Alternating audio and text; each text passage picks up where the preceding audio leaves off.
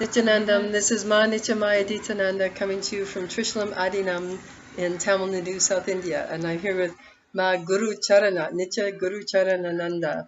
And she's just putting the morning garlands on the Spatikalinga, and she'll be doing it on Swamiji's Murti as well. This is our temple container.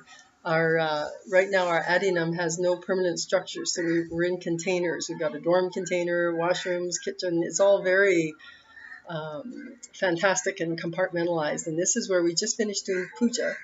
And we'll be watching on the laptop. We'll be in two-way connection with the avatar, with the incarnation, coming up in about 45 minutes. So it's an amazing thing to have an incarnation land on the planet when all this technology is going on, because it's so easy to stay in two-way connection with him, even though we're in other locations. And when I was It's okay, you can move. My Guru Charana and I have been friends for a very long time. And she's from this area. She's from Tamil Nadu, so she's trying to teach me to speak Tamil.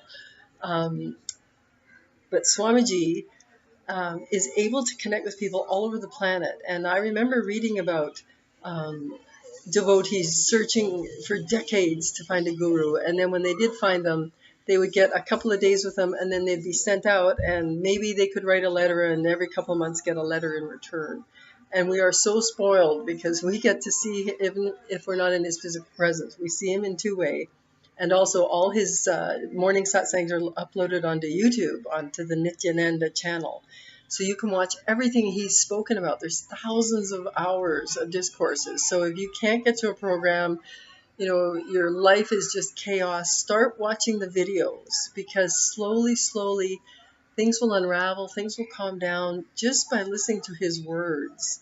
And one day you'll find yourself here at a program. It's miraculous. That's what happened to me. I was heavily in debt, a single parent. I was watching people thunder off to India and be in his presence, and I thought, wow, I wonder if that's ever going to happen for me. And amazingly, it happened when I had no visible there's no logical way I should have been able to afford to go to India for 6 months. And when Cosmos calls you, it clears the path. So it's very important to remember who's in charge here, that this reality is like a board game. And to think that it is in charge, like I've spoken before, it's like cartoon characters debating their cartoon universe.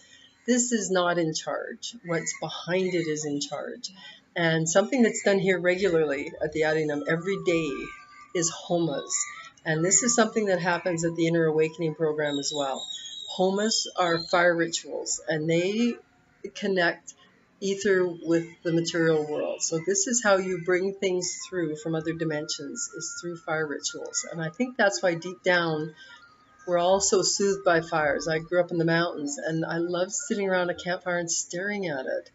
And I think something in me remembered being around Homas, fire rituals, where you actually invoke a deity. You invoke a conscious being into that fire, and then it does what you ask. This is a phenomenal technology and phenomenal science, and it's not superstition and make-believe.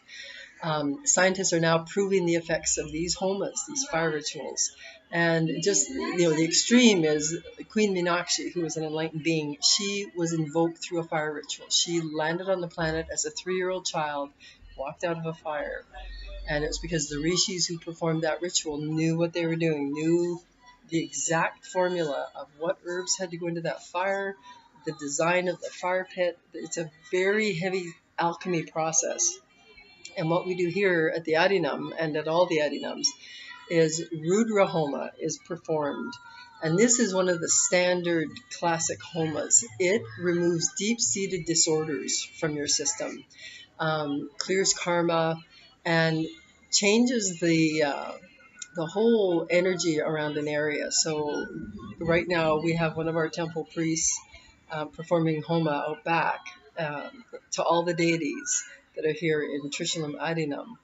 But some of the science behind it, in 2013, a scientist wanted to prove that this was a legitimate science, and he was in Kerala at an agricultural area, and they performed a specific ritual and they had pots of seeds set up at varying distances from the Homa pit. And what happened was the seeds closest to the Homa pit germinated faster, grew stronger, and were more enduring. And it actually affected the entire area for miles and miles around. And he said, when you have that kind of chanting and that kind of energy going on, of course it's going to cleanse the environment. So he said homas are not just a Hindu ritual. This is something that is environmentally safe and productive.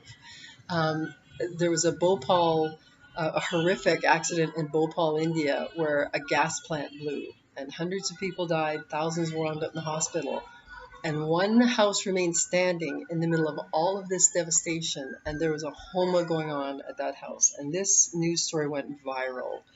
It's Bhopal gas incident, and if you want to look it up, you will see that this one family survived. They were doing a fire ritual. They were invoking cosmic energy. It protected them and their house. So I tell you, the Vedic tradition is just a mind-blowing tradition. So I'll be back to talk to you more about what's going on here and to experience homas and the benefits of them. Come to Inner Awakening. Swamiji conducts homas throughout the program to clear your old karmas and give you a fresh start. Nityanandam.